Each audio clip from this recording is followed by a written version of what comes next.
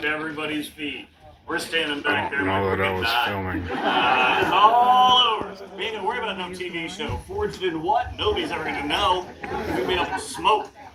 And one guy, I think it was Matt Parkinson, they both had ammo cans of oil. So when they quenched their blades, I think it was Matt quenched first. David came in right behind him, wasn't paying attention. Smoke was still coming up, right over top. Burned all his facial hair off. When he came back on a regular show, he came back with a goatee and everything. I said, "You're a brave muck." I'm gonna stop myself. I deleted that one. But here's the thing. He burned himself again on that show. And I'm like, are you into this burning your face, your eyebrows? So that's why we had to get lavender. But the beautiful thing about it is they all become friends. Like everyone is from Fortune Fire.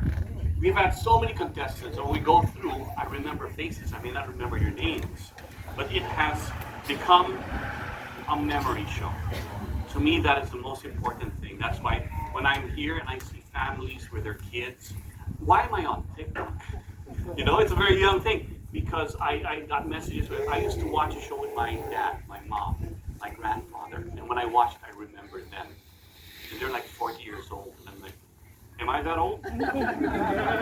No, but it is about the family show, and that's why when people ask, say it will kill, the kill test, we created that. When we did the pilot, we made the baits, our production didn't know how to test it.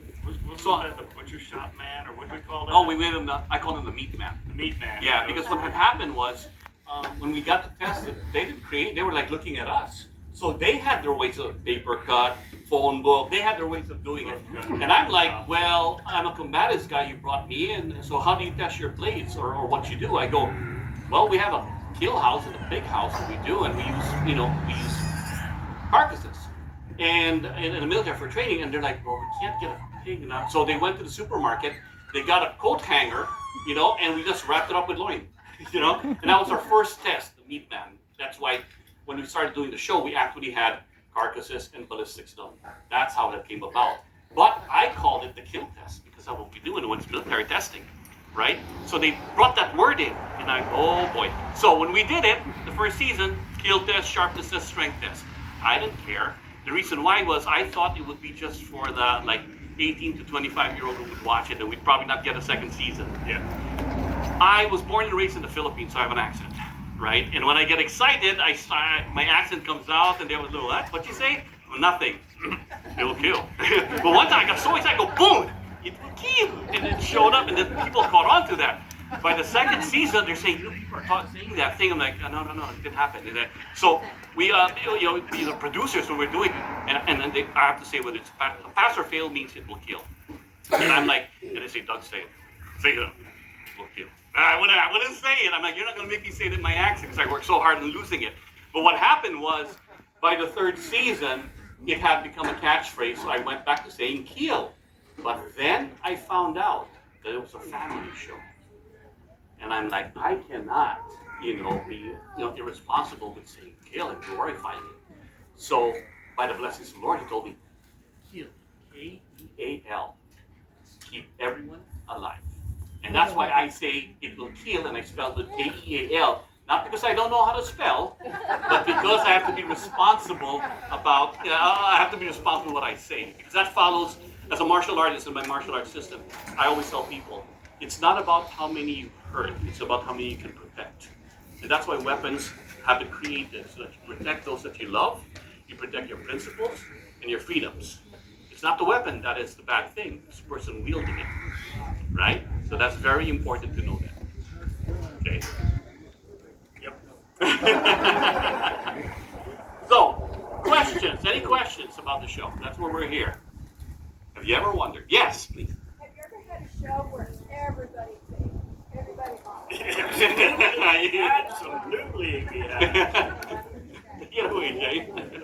Yeah, well, there's been a few times, and my pale Yankee butt's gonna stay in the shade, so I'm gonna walk around like that. How you doing, buddy? There's been a couple times where nobody met parameters whatsoever, and then because we are legitimately under game show rules, and we have had lawyers on set before for crazy stuff, They have had people come in and legally extend like for 30 minutes or an hour once in a while or something like that. So we could have, but everybody got the same amount. So everything had to be completely fair. But that's kind of how we got around it. Whether we had one, I don't think we had one where everybody completely failed and we finished off and called, who's the least dirty turd in the back. Most egregious of all. I'm glad you're back, Jay. When Jay's walking there, he thinks he's the sponsor, the preacher. No, everybody's facing this way, Jay. I'm going to look back there. So, yes, we had a couple. So, those who've competed know that it's got to be fair, but we have to have a competition. So, we've extended time. If we have like only one guy finish, and you have three, and that's just a champion already. So, we have to talk about they get extended as long as we have the right competition. Now that guy who finished early, we always compensate them for the next round. Fairness is very important. One of the things people go, it's all the drama. We don't write that. They can edit it to make it interesting, but what happens, happens. And for the most part, it has to be fair because we are bound by FCC rules. You can sue the show anytime. So if something happens that's brand new, we have to call the lawyers before we proceed filming, because it's got to be fair.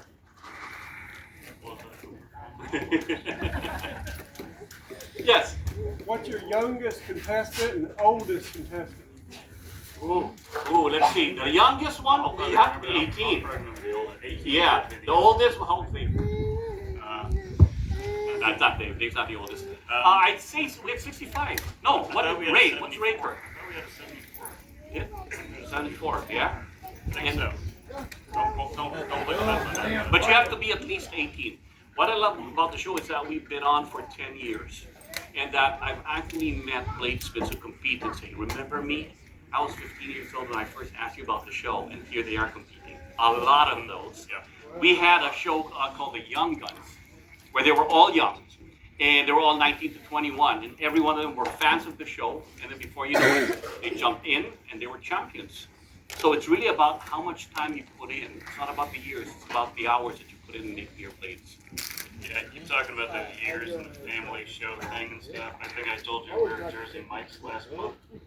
Going stopping on me and Shelly were stopping to get a sandwich. There's 5 teenage boys barely done with their pimples, and a young lady back there. And the kid in the middle looked at me and goes, "You're Jay Neilson, Portage Fire. I know who you are." And all the other teenage kids said the same thing. And then they looked, "I grew up watching you." Ow! Ow! And how'd I get old so quick? I don't get that. I get that. The Hangover. You jumped out of the trunk. I mean, wrong movie. Wrong movie. Keep moving. Shelly's helping us out. Shelly, Jack here, has got the microphone. So if you got a question, she smells nice too. What's the current status of the show? All right. Current status of the show, as far as I know, is we're on hiatus. The show has not been officially canceled. The last person I talked to of any authority said that they would probably reach out to us if they want for either 10 or 30 episodes and then probably bury it and start a new show. It depends. We don't know what's going on right now at the time. The only other information I have aside from that is when I asked about my stuff that was in storage in Connecticut from when I stayed up there, they threw it all away. So that gave me a better indicator than anything else. From what I heard from my producers, they still have 20 episodes that have not been aired. The current status of Hollywood, not just cable. Cable is dying. It's who watches cable anymore? A lot of the shows are watching social media. So they told me that we have to release those 20 episodes, and if we do continue on, it'll be 2026. But I'm a go-getter. I know and love the show, and I know we have a Latin American version, and we have a global following, and we just created something here. Why do you think it's important to be here? Because we built a forge, a new building close to this, because I've got plans to do our own Forge and Fire, irregardless of the show. Why? If the show doesn't pick it up, I'm picking it up. I'm just waiting for the rights and the 100% that we're not doing it anymore. And we'll call it something else. But we'll continue forging because we love it. And we're going to do it a different way. It won't be that way, but we'll do it our way. because no cable company or Hollywood's going to tell us we're not good enough to be on TV anymore, or that the Bladesmith is nothing interesting. We find it interesting. We're here, so we will do it ourselves. Amen. And it might be on social media. Doesn't matter. We're going to continue it because I've been blessed to be in all the 10 years we've done. There's only one incident where we had a person go crazy on the show. It wasn't really bad. It wasn't bad. It was just a sore loser. But everyone else, the bladesmithing community, and everybody's doing such a different thing in their own walks of life, are great people. So how can we say no to that? Yep. How were participants selected? So we do a call out, casting. Well, I got called 3 times randomly when I was a judge. They asked when I'd be if I was available on these dates. I said, well, let me ask Paul, the producer, and see if I'm shooting that day or not. So I think some of them it's a crapshoot. They just pull names off the internet. No, we have a production company, a casting crew, and what they do is they put it out on social media, and the requirements are you have to send in your email, and you have to show and have some kind of social media, Instagram, Facebook, somewhere they can look at your works. And then if you're selected, they'll contact you for a Zoom meeting. They want to see if you can talk on camera. And they'll also ask you questions so that, if you really do know how the process, you should be able to answer the questions. And that's what they're going for when they look at contestants. Yes, sir.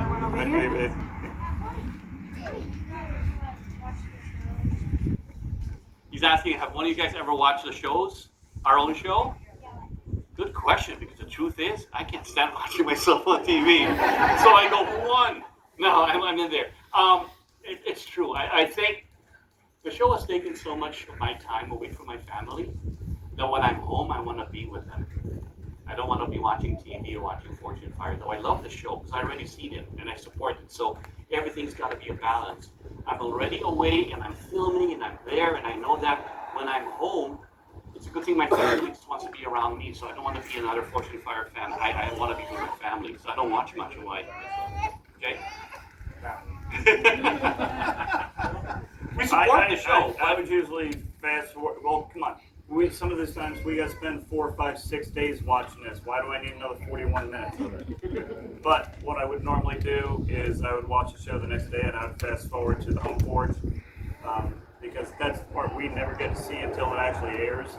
And I like the idea of seeing other people's shops, see what they work with, and after seeing what they brought back to us, see how they managed it with what they have. That's the part that really interests me. After actually watching it and seeing the competition and the one and whatnot. Yeah. And sometimes I watch also just to find old friends that I competed on this. I should remember that. And I go to YouTube and I try to find that episode. Yes. Hold on. One second. This young fellow's been waiting over here. How many times have you been on the show? Are you on the show every single episode, or are you on? Or is there some episodes that you're not on? Yeah. So for me, I've been on every show except one, which was the wrestling show, and that was during COVID. So I had symptoms. I was symptomatic. I didn't actually have it. I just had a fever the night before for just an overnight virus, so I couldn't be on the finale of that one. And Jay? I love it down here. Oh, wow, look at that. Thank you very much. I know. Yeah, that's right. I was in the Air Force. We like the heat. We not the Marines and Army there. The Air Force, get back in there. Where's my chair? Yeah, there's my space. No. So you see, here's a thing. There's my chair. I always sit on my chair. There's Dave's chair. Jay always sits in his chair. And there's the Master Bladesmith or Ben Abbott on their chair. What do they have in their chair? Butt padding. I do. And so does Ben. So who's the hard ass? I keep telling everybody, delicate flower. Delicate flower. Nobody listens.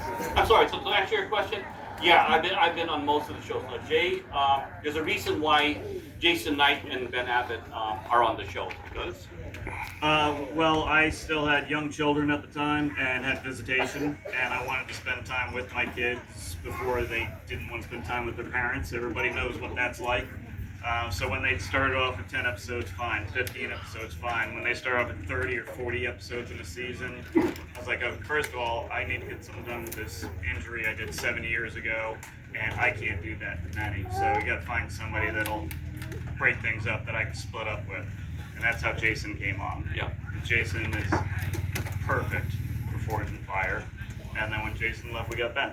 Because they always want somebody that's totally different than me to fill in. My personal pick would have been Ed Caffrey because I love his work. I think his knowledge, I think, is amazing and stuff. And he came in for a screen test and all that and said, well, sorry, we can't use him. Why not? I said, well, he looks like an older version of you. That ain't going to do any good. All right, I get it. I met Jason in season the pilot, so I was thrilled that he was. I get along with him. He's crazy. He's a true art. I call him Captain Jack Sparrow. Jason keeps it funny. I mean, we're always looking for him in the set. He can't be in one spot, so he's always hiding on purpose. So We got another question back here. Hey guys, I just want to ask a question. Out of all the years and all the competitors that you guys have seen, if you had to pick a pony, each one of you, and it was a winner-take-all competition, who, in your opinion, would you pick? It's the Smith. But you did go up against her. Oh, to replace us? No, if your representative was going to win and you were betting money. Oh, really? Yeah, we did that actually. We Yeah, did. but we didn't really. I picked mine. I didn't pick. And mine won. I was told who I was picking. Yeah, no, there was one where it was the judges pick, and I picked Mareko Malmasi because I loved his Damascus battles that he did, and so when he competed, I was so excited he won. What has been your favorite blade on the show? Favorite blade on the show? I said it's sort of a sharp one. So no, I'm biased because there was a judges takeover episode where each judge got to put their own design in there and they had to make it. So I brought my cortada, which is it's how they call it ginuting. It's based on a curved blade that can also thrust. When I was teaching in the Philippines and I trained the Marines, the Philippine Marine Recon used those, and the U.S. Recon were there to try it also. And they also had the buoy, and I compared the style of cutting. Because I designed that and I had to make it, that was my favorite knife. But then they had to make a sword out of that. And I'm like, let's see if my theories work. So the ginuting is usually about 1.5 inches long. It's a lot thinner because they need speed when they're using it for combat. But I wanted also something that would cut through, so I made mine a little bit thicker with the same design. And when I did my tests on that episode, I had to cut the neck, that's soft tissue. I wanted to cut through the skull and see if I could do it, and then just cut cleanly and it moved. So, favorite sword that I tested, a knife, so obviously I'm biased, it would be the Cortada episode. Kurt Foster should tell. It was season 1 or 2? Season 1. Season 1. That was before they would let me touch finale weapons. Of course, the first one I touched it broke. But it was just having such an odd curve, and the Damascus he used, the symmetry, the fit and finish of it. I mean, I got to pick it up and feel it and everything like that. That's the one that always sticks in my head as like one of the most beautiful ones. If they let me pick one to take home, it would have been that. Yeah, it was missing because I knew the judges wanted it. Shotel. Season 1. So that was my favorite until I did my episode 2. And we were always talking about it. Number 1, when I sliced through the air, I've never heard a sword sing to me. When you're cutting it and swinging it, it was like it's got that whoosh sound. It's like the movies. And I'm like, did you hear that? And then when I cut through a big side of beef, it was like nothing. Boom. As a matter of fact, I almost freaked out because I thought my follow-through was going to hit the ground. That's how easily it cut through. And so all of us agreed that was amazing. Yeah, that was beautiful. Yeah. Got one. Do the contestants get to keep the knives if they make it? The only one that gets to keep their weapon is the runner-up in the finale. And that didn't happen until season 2 or 3 because we were getting upset because some of these contestants were taking a week or 2 off of work and then runner-up and not get anything in return. So So we sat down and talked to production people, and they changed it so the runner-up gets their weapon, but everybody else's stuff, the network keeps it all. So what's your filming and production? Oh, I'm sorry. Have you ever been hurt on set? How many times I go to the ER? 4, 5. He has a revolving card. Yeah. Cool story though is they took me the one where I had to hammer nails through metal with the pommel. I hated that one. I knew I was gonna get hurt. They took me to the Medi Merge. We had no ride back, and 2 New York City police officers in a van slammed on the brakes, started screaming at me to stay where I was. I freaked out because I still got my knife on my belt from the show because I was on set 2 hours ago. They come running over, and I'm like, oh damn. They're like, we love your show, man. You're awesome. I said, hey, can I get a ride back to the set? We got stuck. And they're like, yeah, jump in. There was a bunch of beginner cops, and we all drove around. We're telling stories. I gave them a tour of the set in Brooklyn, and everything was kind of cool. In season 4, I got injured. I tore my rotator cuff because we had at that time. Remember, we're all still trying to figure things out. Or was it season 3? Season 3. So there was one ballistic dummy. Now, ballistic dummies for the show, that's a science that we had to fix later on. We started making our own because they're made for guns, not for knives. Now, those things, they start to harden if you don't take care of it or refrigerate it properly. So at the one episode, it had hardened, right? And we don't know the dial cut. No. And then I had a heavy sword that was very obtuse, like an axe handle grind. So the heavy sword, not sharp rubber. So when I went at, boom, I just felt all the energy transfer, and I snapped something in here. So I needed surgery after that. And but did I ever get cut? Luckily, no. The only time I ever got cut was here, the very first Jane. Who was here to see that? A blessing in disguise for me, because we're very, very much strict about the protocols of safety. That day, it was very hot. I was doing a meet and greet for almost 4 hours, and we still had a long line. So I go, you got to do a cutting test.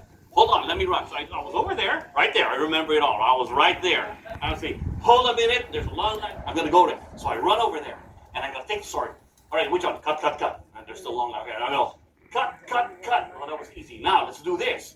Let's pick up a sword I've never picked up before. Let's do something fancy. Huh?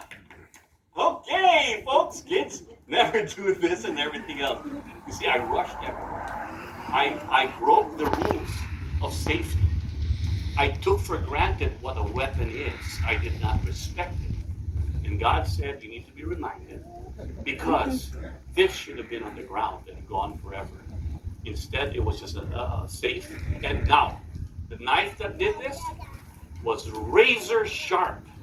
To his credit of the mastery, I felt nothing, and I didn't cut anything. It was so clean, even the surgeons go, nothing was really cut, when it was done. I've got that reminder. It was from Master Bladesmith and Ray. So, because of that, because of how sharp it was just a reminder. And I was lucky, because dull blades, when you cut, it hurt. That's why using dull blades is dangerous, more dangerous than a sharp blade. Lesson learned. So you always have to respect what our weapons created are. Respect. Yep. Other questions? Yes. Yeah, my daughter Addie is the biggest fan of Forge and Fire out there. And unfortunately, I didn't get a chance to bring her. It would thrill her if I could get you on video saying, hi, Addie. Hi, Eddie. How you doing? Are you recording now? Yes, I am. All right, everybody say hi, Eddie. 1, 2, 3. Hi, Eddie. Awesome, thank you. My pleasure. Alright, we got Oh, sorry. So you're filming in production schedule, you do it back to back, or Yeah. production? The question was, is our filming and production back to back? Yeah, so we film by seasons. So they'll say, okay, this is going to be the next season. We need to film 40 episodes, and then we schedule ourselves. We pretty much live in Connecticut. We only break when there are certain, like Christmas break or in between. Everybody's schedule does not allow us to be there. Then we'll have some breaks in between. How many hours of footage will make us? How many hours of footage makes an episode? Originally it was I'll give you a 2,500. percentage. I'll probably give you a percent of it. I say about 14 to 18% of what is filmed actually makes it on TV, and I'm probably being generous. Okay, 14 to, that's a lot of math. I'm not the kind of guy who knows math. So, all I know is A lot of it gets 2,500 hours is filmed that they gotta condense in 45 minutes. There's a lot of stuff that's not shown. A lot. You All right, can't I got a question back here. Is that Of all the carcasses you cut, pigs, cows, whatever, who gets to barbecue all that when you get done? That's the biggest question all the time. No one. Because they're not handled to be treated. They could be infected. They're in the fridge. A lot of that stuff, they're not handled for consumption. We used to complain about it too, but thank God, there's a New York organization that saves wolves. They come in, and once again, they come in and take everything. And there was one season where they told us, could you please start using ballistic dummies because our wolves are getting fat. So we're like, oh, or go to leader meets. these wolves are going to get released again, so they don't want to feed them kibble and get used to that like a domestic animal would. So giving them the goats, pigs, salmon, whatever it was, that way they could still scavenge like they would in the woods. So that way they're easier to re-release them into the wild when they're better. All right, I got one over here. So I've done episodes that are like basic themes, like a casino themed episode, movie themed episode, even like a Marvel themed episode. Have you guys ever thought of doing like a Star Wars themed episode? I don't mean like making lightsabers, but like How many times have I said that? Yeah. How many times have I said that? We've always been asked for certain theme episodes, but the one thing is licensing. So for example, the Star Trek Battle, everybody wants us to do that, right? And we want to create a fantasy weapon, but it's licensing from these companies. Some of them don't allow the licensing for that, so we can't use those. You can use Ben on that episode. I got you. I got you. Time out over here. All right, go ahead. What's the weirdest last name that you ever heard? What's the weirdest contestant's last name that you heard? Oh yeah, think about Weirdest last name, Neilson. G10, Marcaida. I'm Doug Marcaida. The weirdest last name, there are names where we just keep changing it because we can't figure out the names. What were they? Well, we're not gonna get a nickname. Well, okay, he's good with nicknames, but One of my favorite was first names. My favorite, I don't think it's weird, Guillermo. Oh, Aside from the okay. fact that guy was a monster. By the time he put that hammer up in the air, it was almost 11 feet off the ground. that was the international competition we had, and Guillermo was from Argentina, an amazing smith, amazing. Unfortunately, he couldn't go forward because the stag handle cracked on him. He's got no control. But had he gone forward, I'll guarantee you, he would have won. That guy's amazing. Well, there's not too many times when we're sitting there at the judges' table and somebody starts swinging, I turn around and go, jeez! We called him Big Blue. I got one right here. Out of all the knives that you have made, what is one that you haven't made yet that you would like to see go of late? You've done a lot. Yeah, I don't think we never did the Bowie Tomahawk combo. We didn't do a Bowie Tomahawk combo. I always wanted that one. And one of the reasons that kind of drove me crazy because we would keep getting. First of all, I started off the knife maker said he wasn't going to make buoys all the time. So everybody else did that stuff, and I read the same magazines everybody else did. And then years later, I realized why, because it's such a great, basis to work with, great portrait to work with. Start off with some Asian directions. And unfortunately, fire, we get European weapons. Okay, familiar with a couple of those. Those are cool. Some of the Native American stuff. Different Inuit, then some of the African stuff, and then Japanese, and then some Scottish. And it's like, well, what about us? I mean, come on, seriously. It's kind of going on what you've said a couple times, yesterday. And it's like I wanted to see, Bowie knives, but doing a Bowie knife in the finale, not that big of a deal. But doing a tomahawk Bowie combo, Combination of weapons. That's what I would love to have seen in the finale. For me, I've always wanted, they did a karambit, I'm known for the karambit, I wanted a bum song, a butterfly knife.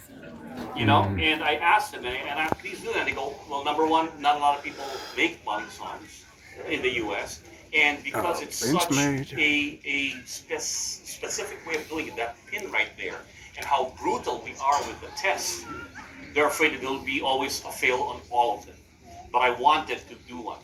But because I told you we're gonna do our own Fortune Fire and our own thing, I'm gonna challenge the company to make me a buddy song that I can test.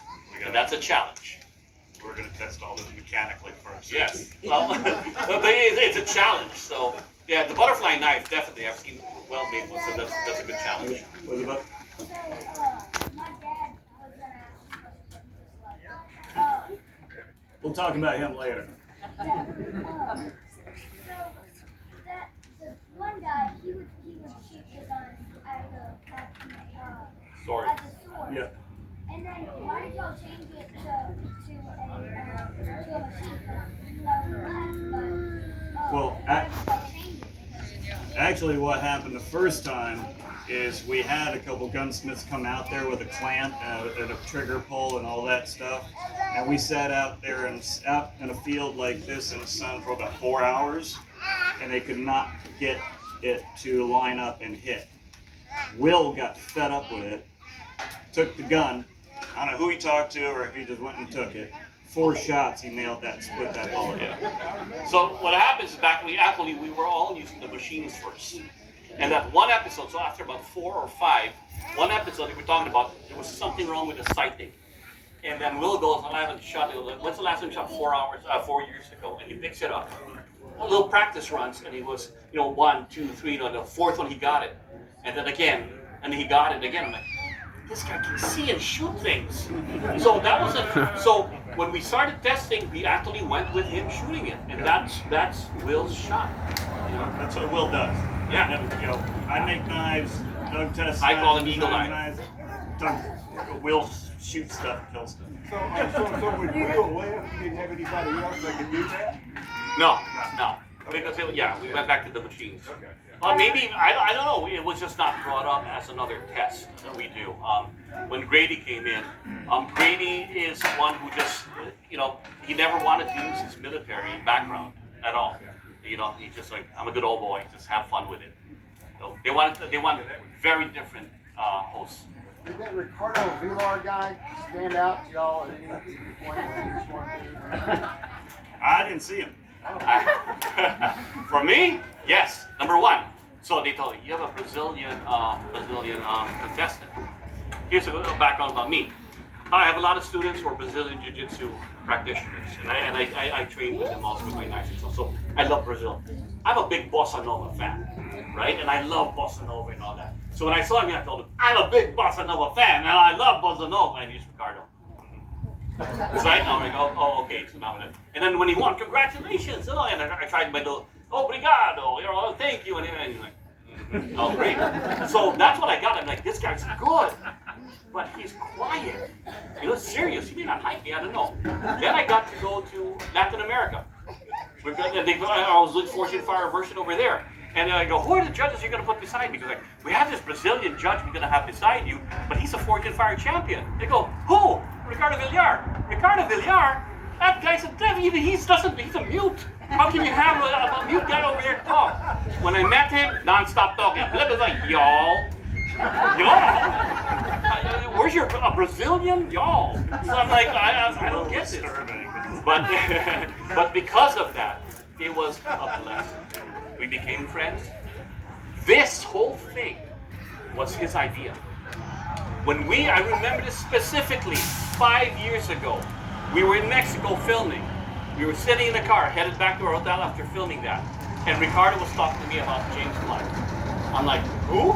The guy who made the movie. Oh, the movie night, Jim movie. Yes. So do you know who the maker was? No, he told me about James Black. He told me in Arkansas. He told me about this place. I got educated. Then he talked about the people that were here. He talked about Jerry Fisk, Master Smith, all this. And then he showed me in his video, his son, so we were in Mexico, his son had a graduation. Jerry was there. And I'm seeing Jerry with the old cowboy hat, and I met him like, how you doing? Yeah, what are you saying? And Ricardo goes, oh, he said blah, blah, blah, blah, y'all. And I'm using words. So I go, but I got to figure that they invited me here. I came, because of Ricardo, I met Jerry, and when I came over here, and I share this story all the time, it begins with a little girl named Willie D who came up to us and go, you like my chickie? So we were staying at their farm. And then it turned into someone tipping their hat when they met my wife. How y'all doing? How doing, sir? Matt, the manners. I go, wow. Remember when we used to say manners matter? In the old days we used to do that? No, it's happening now. I come from watching social media, the cities, and the crazy stuff that's going on. Here's a piece of paradise where the past is still the present. Good values are here. The people here are beautiful and nice. And that's why I keep coming back. If you all have me, I'll keep coming back to this place because this is not just about history, it's preserved history. So I think you have the buoy for that. But the tragic life of James Black happened so that today we're all here celebrating it. God bless you. All right, we have and I was told you have about 5 more minutes. Good. All right. Do you guys make the knives that you use at your house, house? But I'll answer first because that's an easy one. No, I design knives. He makes knives. And the one time I went to his class, to his house to make one, hey Jay, I started like, hey Jay, oh, a mistake. Can you fix it for me? 2 hours later, it's finished. Well, the funny story is, him and Will came to the shop, and it was the exact opposite. You know, Doug's like, okay, I don't do this. What do I do? Help me out. So, you know, showing him forging and heating the blade. I'm trying to keep one eyeball over here because Will is running around like Tasmanian devil in my shop. He's turning on machines. He don't even know what they're called and stuff like that. What's this do? So I had two polar opposites in my shop for a weekend, and it drove me out of my mind. But it was a lot of fun. We had some fun and made a couple cool knives. Yeah, it was a good Me and time. Will made a couple cool knives. Well, they made a couple of cool, but they made my cool knife. But after that, I learned something. I did go back to my city. I took a real class. That's all you learn. But in that class, I said, I'm going to approach this differently. I was with a master smith, with Will, perfectionist. I'm going to go to this class and I'm going to be a kid again. You know what that means? Make every mistake and have fun. Don't even try to fix anything. Just let it be. I made every mistake. I wonder what happens if I quench this hot milk in water. Broke it, and the instructor goes, don't do that. I go, I know, but I want to make every mistake. Gray metal, ever touch it? Yeah, burn my fingers. Oh, I'm glad it looked like a madman. It's like, I want to enjoy this. I want to be a kid again. And it was one of the best classes, and my knife turned out to be really bad and full of cracks. But I had the most fun because I had no pressure. I had no pressure in enjoying it. Wrap it up. All right, wrap it up. Well, folks, thank you very much. Thank you for having us here.